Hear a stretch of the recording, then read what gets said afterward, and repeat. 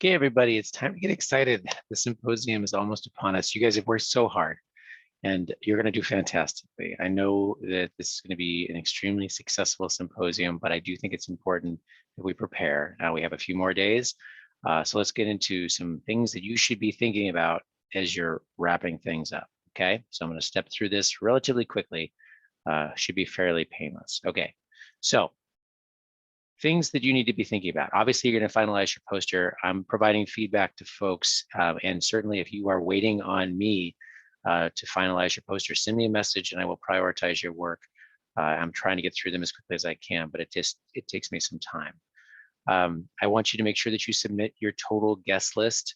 Remember that we need names and we need email addresses for folks who are going to be attending. There is going to be security with the online presentations. And so if you want your guests to be able to access your Zoom room, we need to have that information. Now, just as a reminder, anybody with a UW-Net ID should log in with their UW-Net ID because then they don't have to go through the waiting room process.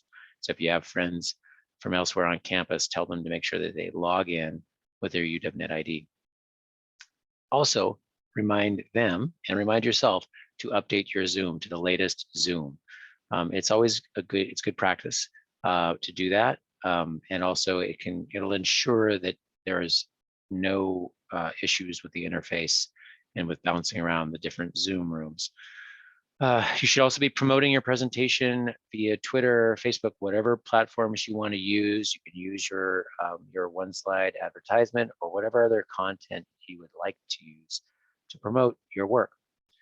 Other things you should be thinking about. There's a couple of different types of presentations that you should be preparing over the next couple of hours to days. You're going to need sort of three different things. You're going to need your 30-second session introduction. You're going to need probably a 2 to 3 minute pitch presentation, which you'll be actually recording prior to the event via Zoom. I'll talk about that in a second. And then you'll also need the presentation that you will give during your session. Okay. So of course, beforehand, you'll want to make sure that you record your presentation. I'll give you some instructions on how to do that. And you'll want to make sure that you upload your final poster as a PDF or PowerPoint file. And you'll also want to upload your presentation as an MP4. And the reason that we do that is because and that presentation should only be, that's just your recorded Zoom presentation. I'll show you how to do that. It should only be a few minutes. Our student assistant will upload those to YouTube and have those available, linked through the symposium webpage. So, you get a sense for that from previous quarters. Then the last thing is, once you're all ready with that, consider participating in some of the extra credit. Everybody can stand to use some extra credit. And there's 3 different ways that you can do that, which are all outlined on Canvas. So please check those out. Lots of examples as well. All right, recording your presentation. You're going to record your presentation in Zoom. It's fairly easy to do. A couple different ways that you can access it. One is if you've downloaded Zoom to your computer, you might have an interface that looks something like this. You just hit the new meeting button and create a meeting for yourself. You'd be the only one there to go ahead and start the recording. You can also go through the UW Zoom interface. You go to, I think, zoom.washington.edu, sign into a standard UW Zoom, and you can create a meeting for yourself that way as well. So it looks something like this. Start a new meeting and you're on your way. So what does that look like? If you haven't done that recently, basically, once you start the meeting, you'll probably just be looking at yourself once you have your camera on, make sure that your microphone is working as well. And you'll want to go through the steps to share your screen and record your meeting. So obviously, first things first, you'll want to hit the share screen button as I'm demonstrating here in the image, and you'll share your poster full screen. Now, depending on if you're using a PDF or a PowerPoint, it may look slightly different, but the idea is to maximize the size of your poster on the screen and also give you a sense of how big your fonts will be projected this way. Now, a little pro tip is that you can actually adjust the look a little bit by changing the view style, which is in the upper. It's if you, around the thumbnail that is your image. You can adjust that. So right now, for instance, I've got it off to the side, so it's side by side view. You can also have that float over your poster if you want. There's a trade-off. If you have it float over your poster will be slightly larger because there won't be the margins on the sides, but your little thumbnail will likely block some portion of your poster. Be mindful of that, because if it's blocking some portion of your poster, that's the portion of your poster that your audience will not be able to see. You can also move your toolbar around or even hide the toolbar. If you go to the three little dots that say more, you can hide the toolbar so it's out of your way and unobstructed if you'd like that. All right. Anyway, you're going to record your presentation by hitting the record button, which is, again, sort of along the three dots, the more. You can go either record to your computer or record to the cloud. I think if you record to your computer, then you have the MP4, which you can upload.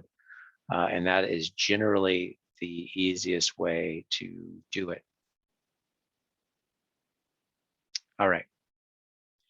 And as I said, once you have the MP4 and you have a PDF or your PowerPoint file, you can upload those to Canvas and you'll be good to go.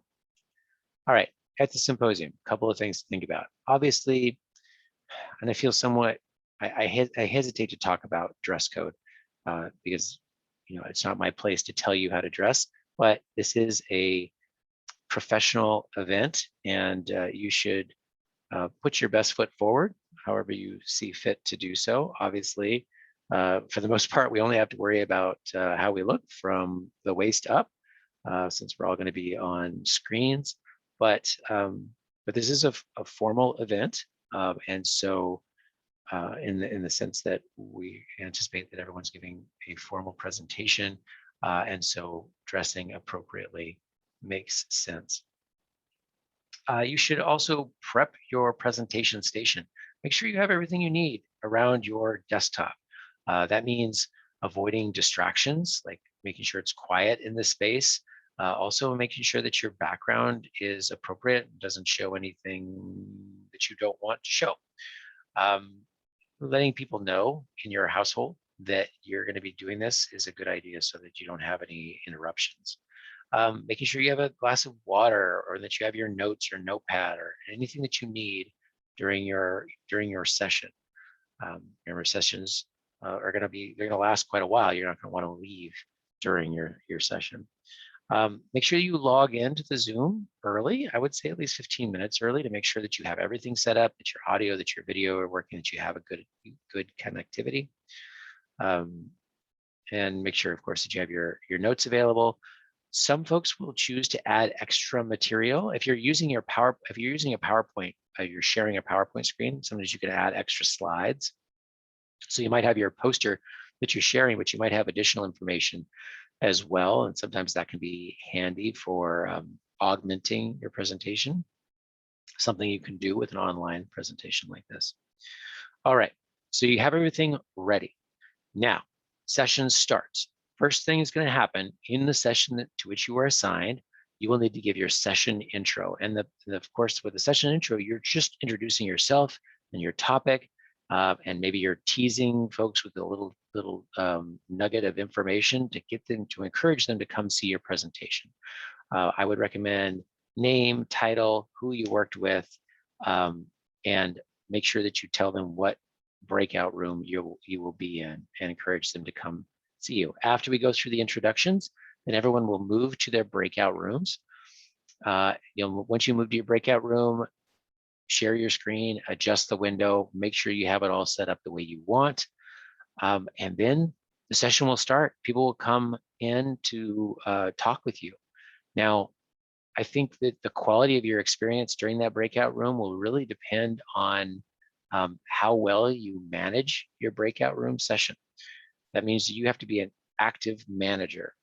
I would probably recommend welcoming people to your breakout room, introducing your topic, maybe giving a 6 minute presentation. I put an asterisk there because it could be longer, it could be shorter. It kind of depends on what you want to do.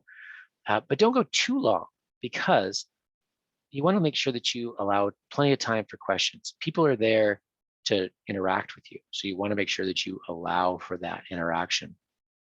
It's probably not likely that you will be able to see all the people in your breakout room at one time. So it's really, I think, good form to explain that to your audience and let them know that if they have questions for you, they should either raise their little digital hand so that pops up on your screen, or so that they kind of pop up to the top of your screen, or if they interrupt you with questions, if that's what you'd like. Just make sure that they know that you can't see them, because sometimes, folks will be sitting there quietly waving their hand, and they think you're ignoring them, but you just can't see them.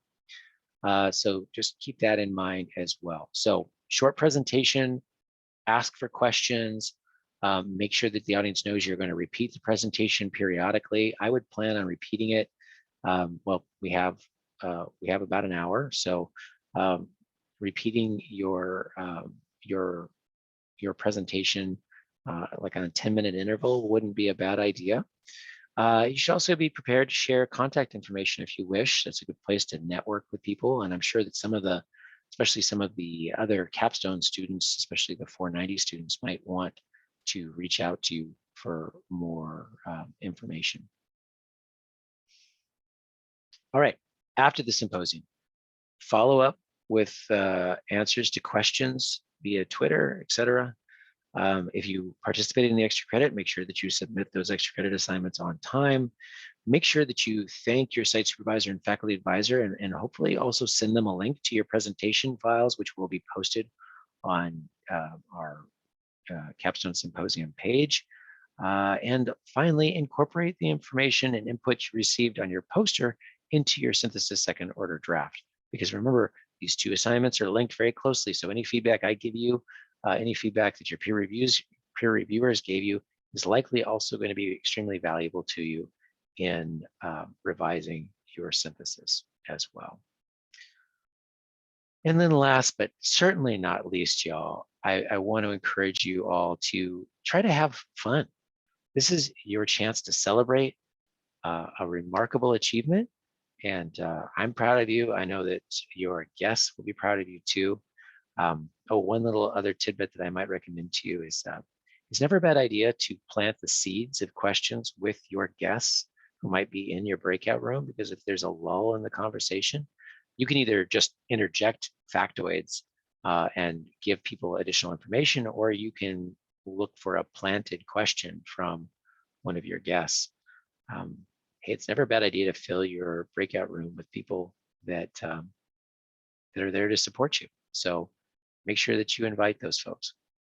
All right. If you have any questions, please reach out to me. I'm very happy to review additional drafts of your presentations up through tomorrow evening, even, or even Wednesday morning, if you'd like. But let's try to finalize those things. Make sure that someone proofreads and spell checks your poster. You don't want to have those little tiny annoying errors in your final version. All right, y'all. Have fun. See you soon. Bye-bye.